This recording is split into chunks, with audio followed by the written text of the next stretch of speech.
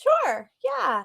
I have been a dog lover my entire life. My parents actually had some little miniature dachshunds that were long hair growing up, and they bred those dachshunds a couple times, and I just fell in love with dog breeding and with pairing a male to a female and what you could create. And then I was a pastry chef for 19 years, so I had restaurants and bakeries and just really didn't have time to even consider breeding as an option. And then after I went through a divorce, I ended up moving on from the restaurant business, and I started doing a little bit of construction company work. I was a general contractor for a little bit, and then COVID hit, and we really couldn't get the metal and everything I needed to do the metal buildings that I was working on. And I had two Great Danes and an English Bulldog at the time. And I just thought, what a good opportunity, what a good time to do something that I love, that I've always wanted to do, and just kind of see how it goes.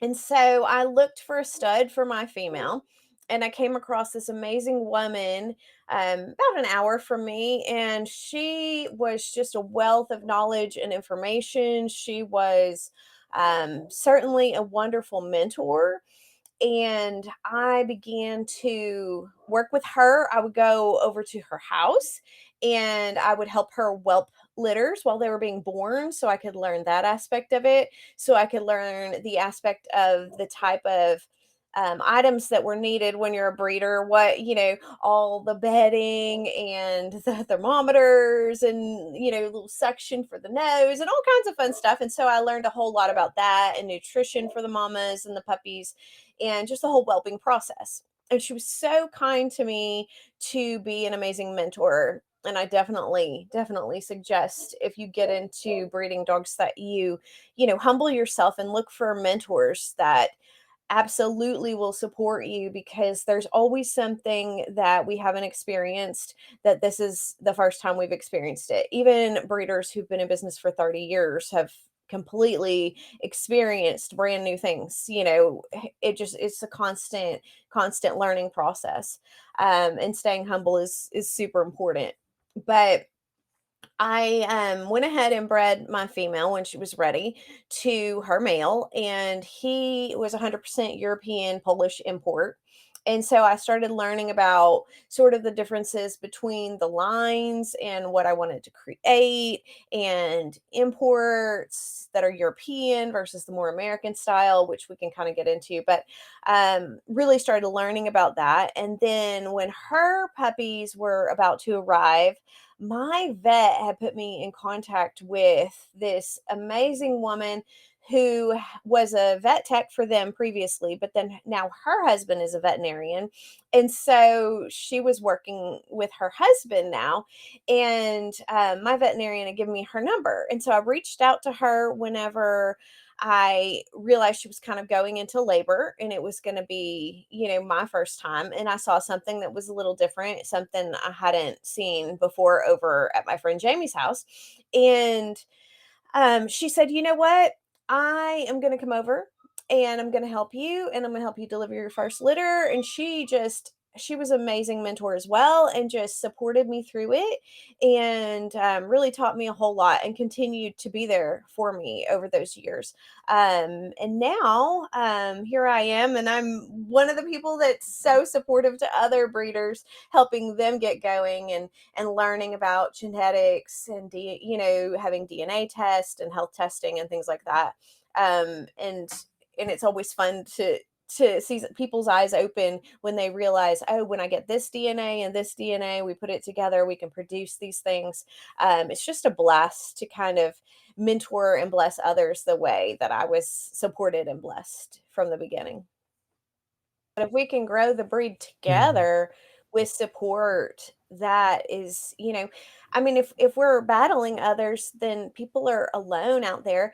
And like in the Great Dane world, if you breed spot to spot, you end up with deaf and blind puppies. But if you don't have anybody supporting you and you don't have that information, it could be a major Mm, issue. That's just one example, but it's a very important example of why we need to care for and support other mm. breeders, because they're not necessarily our competition, not when we all work together. It's a benefit for I everybody. 100% agree.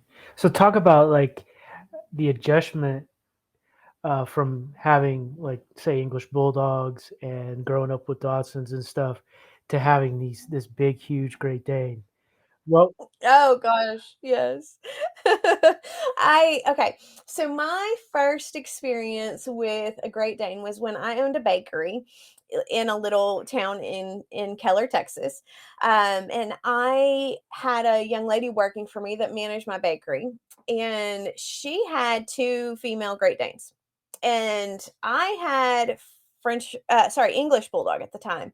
And she would talk about the giantness of the personality and the emotions that were that of her Great Danes.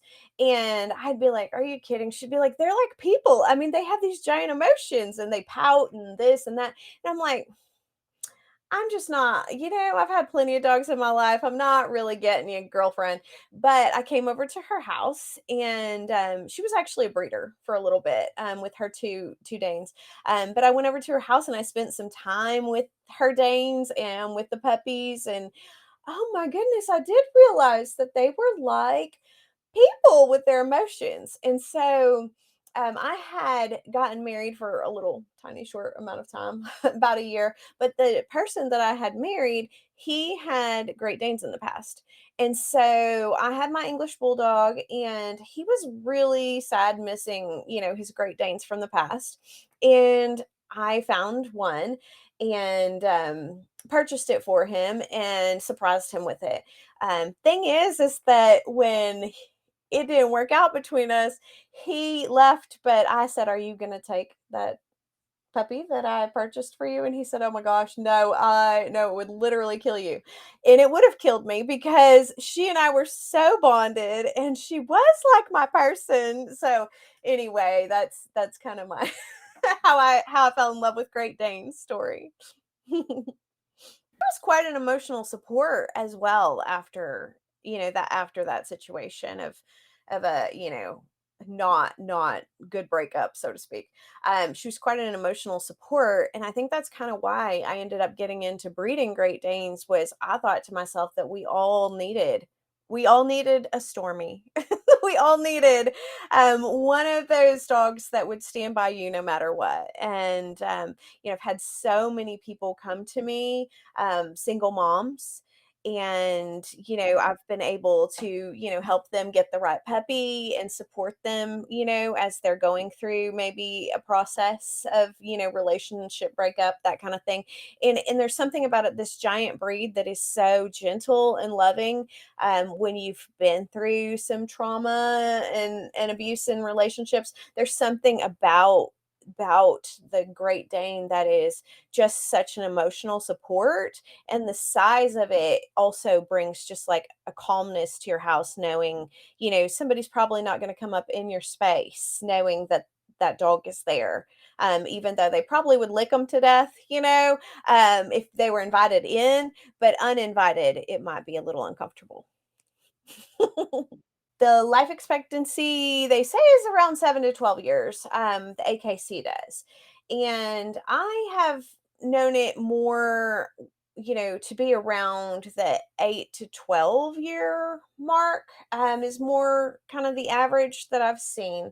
And I've definitely, seen a lot of puppy buyers who've had Danes for, their entire lives. And they're saying about that, the 8 to 12 life expectancy range.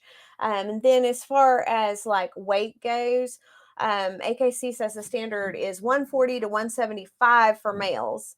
um, I have a male, well, I have two males that are over 200 pounds. um, and they're like big, thick boned European males. So that, they get a little heavier with some of the European bloodlines are a little thicker boned and heavier. Not overweight because it's kind of hard to get your Great Dane to be overweight until they're, a lot older, but just really like thick boned. And then the females, they say 110 to 140, which probably is pretty average. I've got a couple of females that are in the 150 range. So, it just kind of, again, depends on their bloodlines and such. Can you talk about what is the difference between the American and European dogs? Okay. Well, it's kind of a joke, I think, in the Great Dane industry because all Great Danes originated from Europe. However, different countries have different looks to them. So I have one male, his name is Valens, and he has German and Russian bloodlines, and he has really thick, wide shoulders and chest, a big blockhead, and that male is around 200 pounds, very muscular, but he looks more blocky mastiff in appearance, whereas I have another one called Draven, and he comes from Italian bloodlines and Polish bloodlines, and he's got more of like that droopy jowl, softer face, and he's got a really soft coat. Again, he's probably 180 to 200 pounds. At this point, he's grown quite a bit lately. He's almost two, and he is, just a little different looking on the European lines. So to answer that question, there's also sort of the American Great Danes, and they're having a look that's more streamline, a little bit more like a greyhound or something of that nature, a much thinner build, a muscular build. My American Great Dane, I had a couple of them for a while. She could just like scale a fence. She's very athletic and able to run quite a bit. She looked kind of like a deer out of acreage, and so when she'd be out far, she was a fawn, and she would look more like a deer, because she had that sort of a thin American build. And the European Great Danes, they often come from import lines. Most of mine do. Um, and so, people will use percentages like, oh, this is 100% European Great Dane. Well, it's 100% imported European Great Dane, and maybe they kept the parents and the lines breeding with those 100% imports, but all Great Danes do have European bloodlines. So it really is a difference in more of the look, to where you've got a heavier, droopier face and build as opposed to a more athletic, thin build. I'm not in the show dog world as much, you know. I will say that the European lines, there are a lot less colors being produced over there, more sticking with the standards, the blacks, the white, the fawn. Um, so here in America, we are, using a lot of the DNA, to be able to provide information to us so that I can breed the chocolates, the lilacs, and some of the other, fun colors. This last litter I had that just went home, it was my blue brindlequin. So she's a harlequin with a white background, but her spots were blue brindle, not even just the regular brindle. And so then we bred her to a lilac male that carried for fawn and brindle, and so we produced all kinds of beautiful puppies. We had blue fawn brindles. I mean, we just had a wealth of different choices in there. We had the blue faunaquins, which is the harlequin that has the blue fawn spots. We had blue fawns. And so I had a gorgeous blue fawn with a black muzzle. So we had quite a bit of variety in that one, but that was because, I went to the trouble of doing the DNA and determining, who to pair together. But here in the States, it's a little more accepted to produce the fun colors as opposed to just the standard. But the current litter I have, they are all the Louisador bloodlines in Europe, the both the parents, and they're just black and white, very standard, show dog ready, black and white Harlequins, Merle mantle, and so it just is going to kind of depend on here in the United States what someone is looking for as to what is more popular. But the standards sell out quick. I mean, people love the Okay, standard. that's interesting. Um,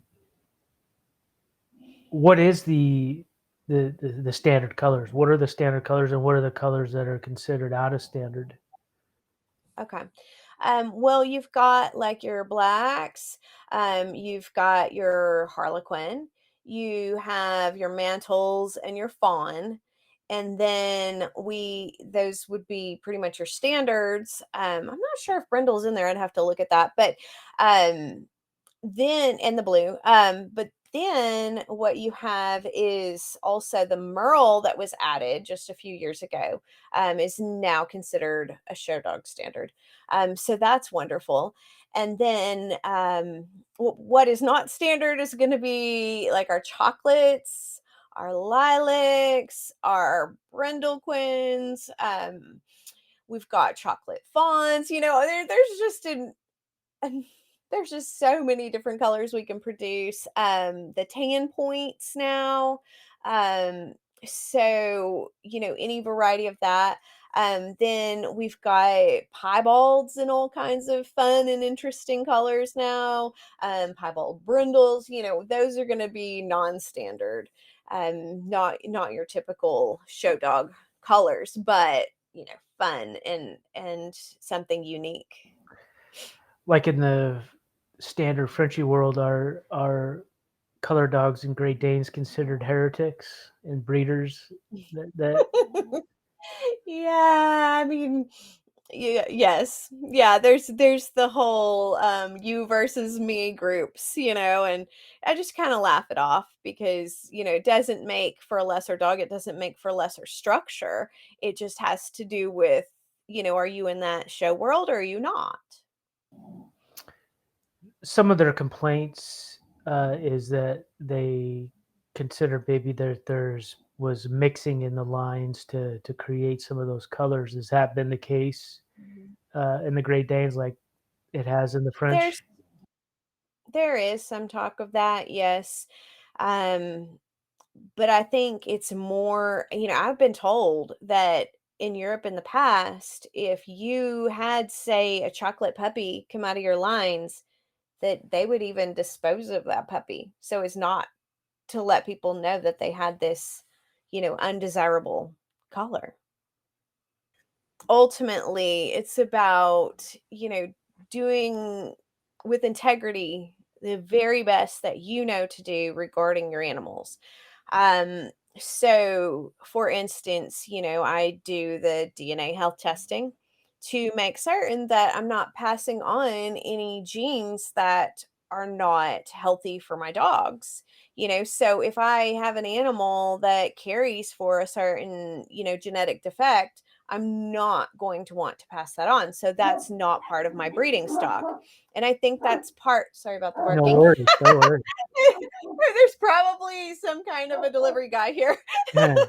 But anyway, um, to the best of our ability, and so to not pass on genetic disorders, to have the healthiest dogs, the dogs with the best structure, to not breed the animals that are not, structurally or health sound because somebody is wanting to spend a lifetime of this pet, a long and healthy life. We want that for the pet and for the person purchasing the pet. And so I think that is our responsibility, as breeders. And regarding, color, I think that's kind of, as you mentioned, sort of more of a preference thing. If I prefer, I love my standard, Great Danes. I love the black and whites, the mantles, but I love, some of the beauty of the other colors as well, and I enjoy those, and I enjoy when people come across those colors and, get to delight in it as well. So, Do you do you cross them? Like, do you mix, the colors with the standards to see what you get, or well, you can for structure. Most of the ones that are standards aren't carrying for anything. They're not carrying for much. Like my Harlequin male, he carries for blue and he carries for tan point, but I am not trying to produce tan point. It's not something I'm focused on in my lines. He can pass on the gene, but the female is doesn't carry, so we won't be producing that. Um, but if I would, as far as like Draven and my current litter, he is gorgeous. He's got this beautiful droopy European face, and his structure is amazing. He's big boned and he's tall and he's just gorgeous, showstopper.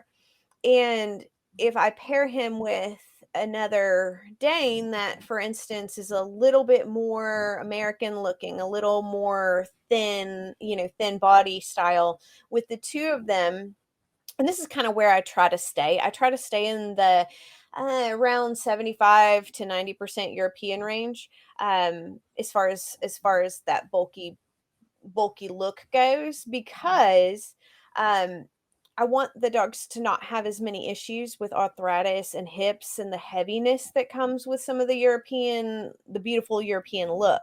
And so I might pair this massive male with a little bit smaller female, but you're going to get a bulkier, prettier pup from her, with gorgeous structure and head and whatnot. But you get a little more of that athleticism that makes them a little lighter on their feet, a little less often on like the droopy cherry eye situation, a little less on maybe the drool, but just so I pair oftentimes for structure, Mhm. and pull that mama's beautiful qualities up, with this male that I'm pairing her with, or vice versa.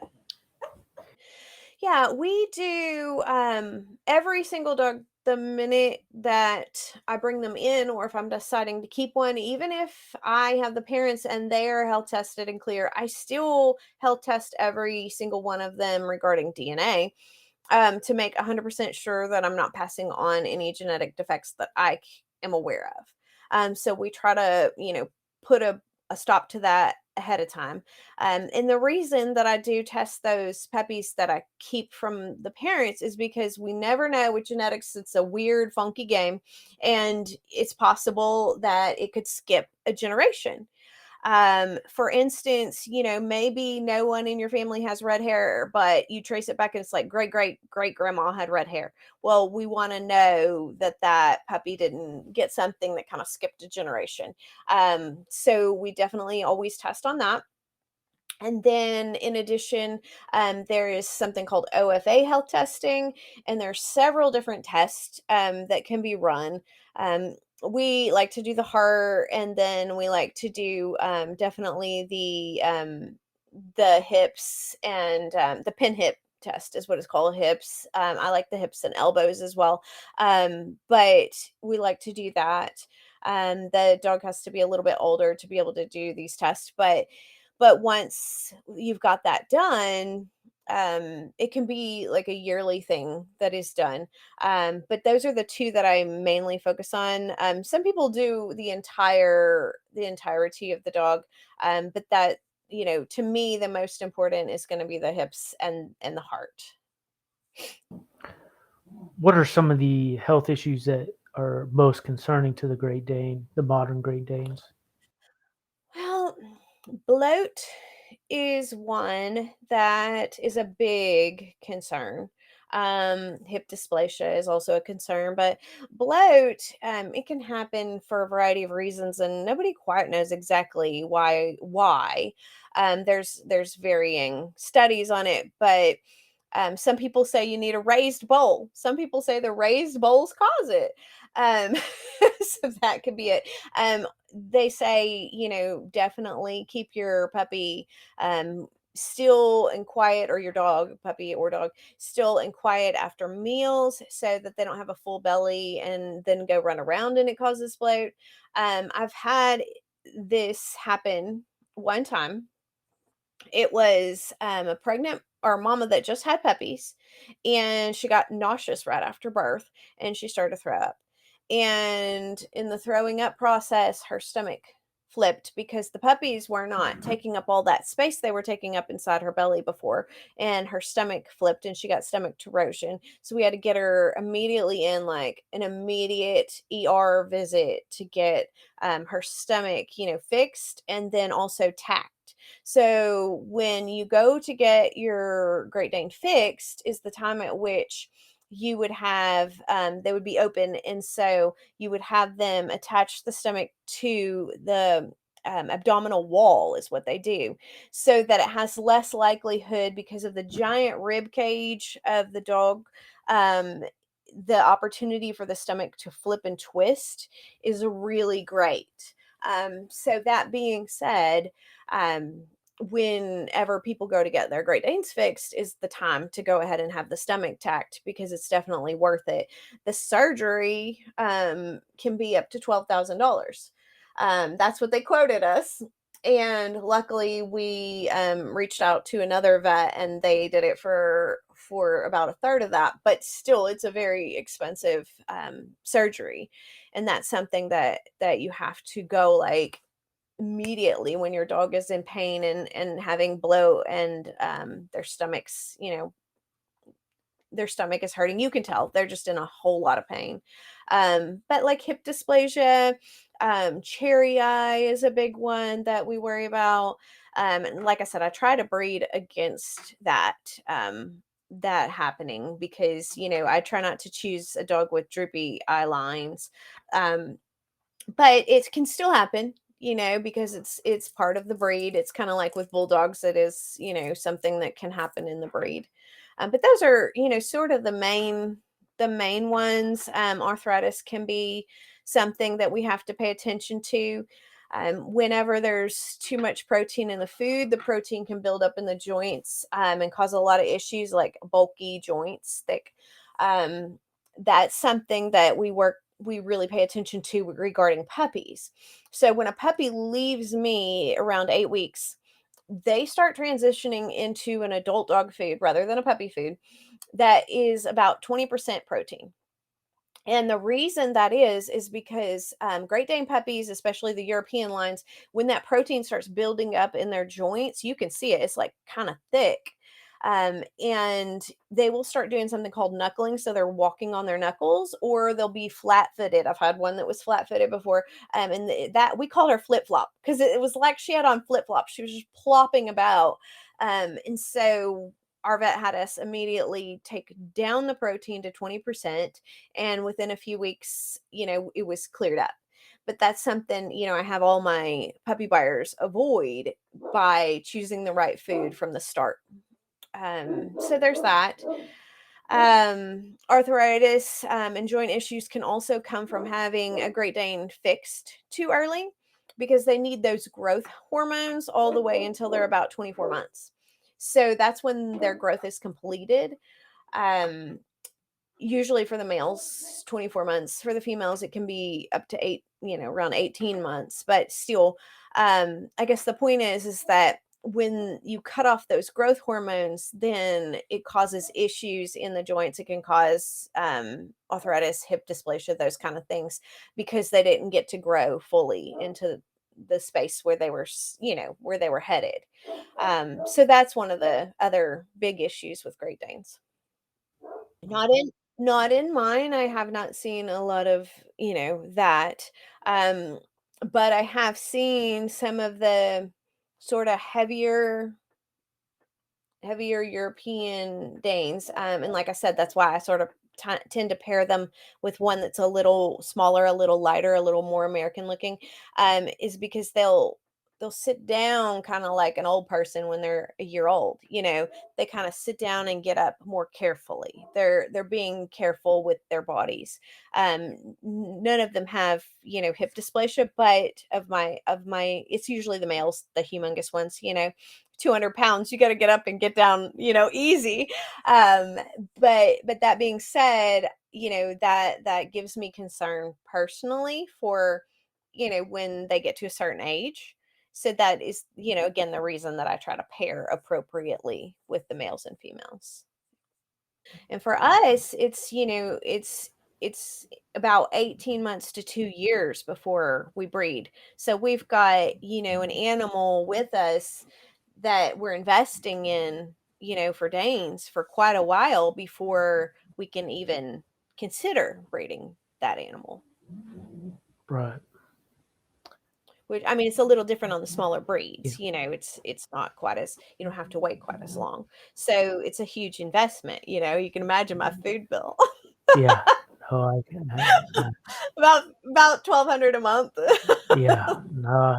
Yeah, we love the Chewy box delivery because that means we get out there, with the box cutter and we're hauling 40-pound bags of food. And oh, yeah, it's fun. Good thing I have two sons. Yeah. There you go. A little different than my Yeah. Frenchies. Yeah. So the cherry eye. This is interesting to me as well because, of course, I've had bulldogs and stuff. So, um, have you found that's largely, you kind of talked about largely hereditary, or can that be environmental as well? Oh, absolutely can be environmental. I mean, I had a little French bulldog puppy. Gosh, he was probably like 8 weeks, and his sister had, been playing with him and kind of scratched his eye and got red, and then it started to bubble up. I put a little antibiotic in the eye for a couple days, and it, ended up going back down, and he was fine, but I mean, that was clearly environmental. And it can be allergens can inflame it, that under eye lid. And Danes can be kind of prevalent, and it kind of weirds people out that aren't familiar with Danes, especially the more European lines, the more you're going to have that sort of under eyelid that's more prevalent. And people aren't used to it. That's the eyelid that they say comes up when they go to sleep. But sometimes it's up a little higher, and that worries people, thinking that the dog maybe has cherry eye. And then you take it to the vet, and the vet, if they know what they're talking about regarding Danes, for the most part, they're like, okay, no, that's not cherry eye. That is just an under eyelid that's showing. But it can get a little more red during, especially our blooming time right now, with everything starting to kind of bloom here in Texas. It's the allergy season. Well, if you and I get irritated, itchy eyes sometimes during allergy season, and the dogs are out in grass and playing outside and whatnot, they're gonna experience that from time to time as well. So it's something we kind of keep an eye on. But I've not had to deal with any cherry eye surgeries or anything like that with my lines. But again, I kind of choose purposefully, when I look at the parents. I think it's very, very important to take a good look at the parents, because you're gonna see some of those qualities, from the parents. They're gonna come through in the dog. Can you talk about the different temperaments between the so-called American and European lines? Have you noticed anything as far as Hmm. that's concerned? Yeah, there's a little bit of difference.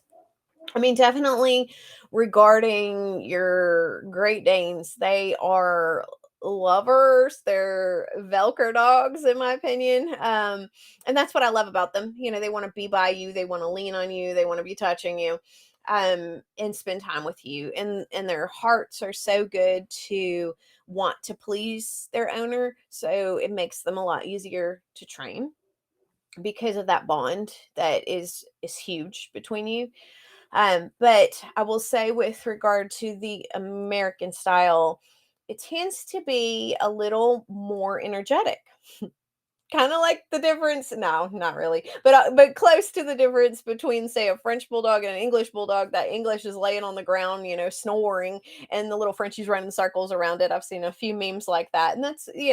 But in the Great Dane world, it's not to say that they're super hyper. They're not, like hunting dog hyper, but they just have a little more energy because they can run a little easier, they can move about a lot easier, and so they get a little bit more of what we call the zoomies, where they run around like a wild child until they're exhausted and kind of pass out and on the floor, the couch, or wherever you let them be.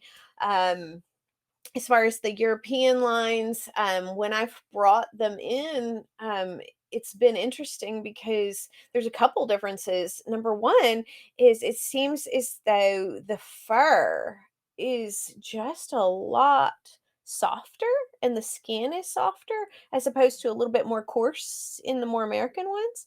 And then the other thing that I've noticed is that they tend to be a little more like kind of Eeyore, like a little more droopy, da-dum, da-dum, a little more dopey even. And as far as their personalities go, snuggly, sweet, and so forth, but just less of that kind of high strung, zoomy personality. Alan's is that 200-pound male that I have. He's got the German and Russian import lines on our paperwork. And he's more mastiff looking, so very blocky, very blockhead. I mean, huge blockhead. I'll have to send you a picture of him because if he sits on me, I'm not going anywhere for a while. If he feels like he wants to give that level of lapdog love, because he weighs almost double what I weigh, and so it's like you're not going anywhere, girlfriend. But his head is huge compared to mine, and those giant block heads like that, and the giant block shoulders are what tends to come from that area, from what I can see. Yeah, interesting. When you decide to keep a puppy, what is your ideal puppy, and what is your ideal dog to keep for your breeding program? What does that look like? Height, Hmm. weight, structure, all that. Well, when I decide to keep a puppy, it is usually, well, I have a tender heart, so sometimes it's the runt. Um,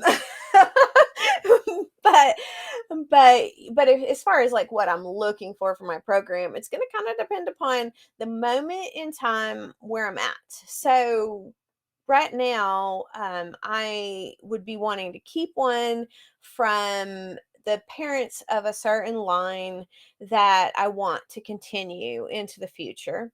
So I'm choosing a female. I'm actually planning to keep one from my current litter. I'm choosing a female, and she's a Harlequin. She's large. She's like twice the size of all the other puppies, and she has a nice droopy jowl line. She's got a really good wrinkles and just really good structure. She's just absolutely structurally, she's gorgeous. But she's also a really, really clean Harlequin. So she's gonna be, continuing with my standard line. Um, Really, really clean Harlequin, very few spots, very clean spots, and that is show dog quality. And in addition, I have a male that I co-own, and he is 100% European lines, and he's a perfect partner for her. They are not related, and so I have to think about all these things, but how the two of them will pair well together. What he carries for, what she carries for. He's a piebald, so it's going to clean up the spots even more so, to create those beautiful mantles, clean Harlequins. So that's, my current moment. But in the past, I've had other times when I'm looking for a certain look. I may want to bring in a male that's a little less droopy and a little bit more like Valens. We brought him in. He's those German lines we talked about. He's structurally more muscular and beefed up across the chest. And so, he is amazing to pair because he carries for, he is blue Harlequin and carries for chocolate. And he's wonderful to pair with my females that have blue and chocolate because then we can produce certain colors. And he elevates all of the females because all of the puppies end up with these just gorgeous blockheads, and it has a totally different look than my other bloodlines that that are in this current litter that that are more standard. So it gives me options inside of my program, but I always do kind of lean into the size of the head. I feel like the beauty of the European Danes is the size of the head. It's how massive it is, how droopy it is, just kind of depending on which country we're looking at. But it's important to me to keep that in mind and have the larger heads. It just adds to the beauty of the dog. And then, in addition, of course, the health. And then finally, for me, I like a little bit taller, so I'm trying to bring in some more height. Some of these European lines are a little shorter and thicker. So then I want to pair with more height. So I have a couple of females that have quite a bit of height on them, and that's going to balance out the lines. So you're always looking to improve your lines as, with the dogs that you keep, you want to put a pairing together that elevates the two dogs in various ways. And then you want to keep that animal and then pair it with another one that will elevate your program even further. Yeah, for sure. Can you talk about some of the biggest challenges breeding and owning Great Danes? And what are some of the things that really surprised you? Okay. Well, as far as breeding and owning, um, when I do like a little Frenchie or in the past English bulldog litter, it would take up square footage wise, like a little pen, maybe like two puppy pads large was the space that we needed to whelp those babies, when they came home from the vet that day. With Great Danes, these mamas are ginormous, and 130 to 160, somewhere in there, most moms. And their puppies are born at a pound to a pound and a half. So if mama is a little clumsy, which most first time Great Dane mamas are, then you end up with a mama that can roll over on one of the puppies and or step on them and crush them, that kind of thing. So I have these humongous, when mom goes to have labor, I've got these humongous pens that they stay in with their puppies for those first 4 weeks or so until they get teeth, 3.5 weeks, and then mom's like, I'm out. But it's a 5 by 5 kennel. And then after mama moves out and doesn't want much to do with them and they're on puppy motion, whatnot, the amount of poo to clean up is extreme because it's not a little bitty Frenchie, it's a Dane. So they grow really, really fast. Almost every day that I wake up, I'm looking at these puppies and they are just huge. And then in addition, their potty area is just, I mean, in 2 seconds, it's totally ruined and I have to clean again. So the amount of cleaning, the amount of laundry, raising puppies that are, this size, in addition, the amount of food that they go through. I mean, puppy food is something we buy a lot of, um, for certain. But the staying up all night for the first couple, like always needing to be there to make sure that if you hear some squealing or something nearby going on, that you make sure that the mama's not over there squishing that puppy. So I sleep like right next to the pen. I am super invested in these dogs, especially the first 2 weeks. It's like having, 10, 12 newborns. Once we had a litter of 17, so there's that, but you're constantly on high alert trying to make sure that all your puppies are safe and, that mama's not accidentally injuring them. So that has been, some of the things that were, the most surprising and most challenging about raising Great Dane puppies for sure. Yeah. What is the average litter size that you've had? Generally, it's about 10, 8 to 10, somewhere right in there. Yeah. Yeah. So that's that's been a little different than, what I experienced with some of the bulldog breed. But I had a litter of 9 on my last French bulldog breed. 2 didn't make it, but she had 9 in there. We had 7 went home to families, but and then when I had English, we had a couple litters of 8. So I mean, I've had some bigger litters with the Bulldogs too, but 17, that was insanity. We had a mom who had just finished whelping her puppies. And then we had the new mom who had 17, and she pushed and pushed.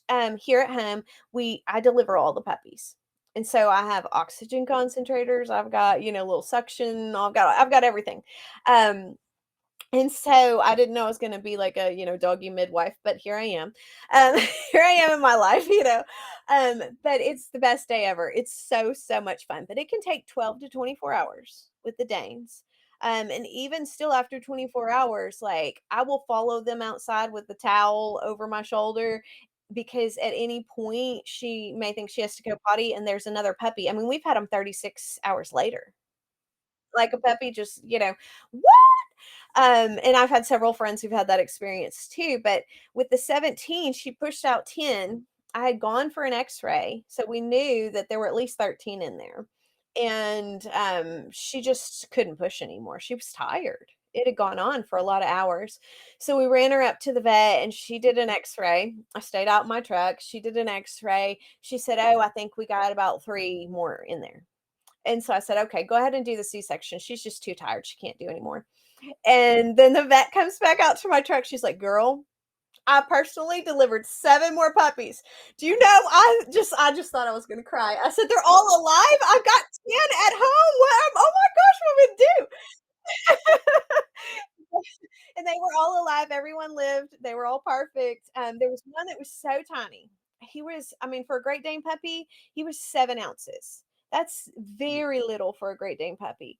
And so, y'all, I carried him around in my bra all day and I gave him extra calorie gel. I fed him extra because, he just had to catch up. He was struggling in the beginning and that boy is humongous now. I mean, you would know the difference. Usually those runts are like the hungry ones, right? They get bigger than the rest.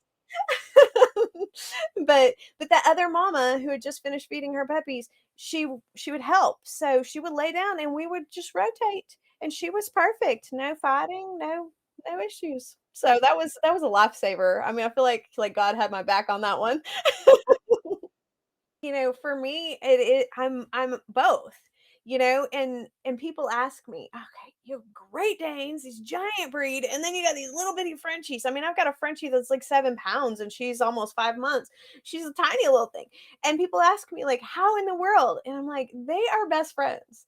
I mean, that 200-pound boy, Valens, my little Frenchie puppy, she would put her entire head in his mouth when she was younger, and she was cool with it, and he was cool with it, and they were just so gentle to one another. It's like the Dane knows, what the limitations are. Maybe not as a puppy. As a puppy, you have to tell the Dane, be gentle, because they don't even know their size. But once, they're full grown, it's like they're really aware and careful in the way that they play, with the smaller animals, and also in the way that they play with human babies and animals, or human babies, animals, no, human babies and kids.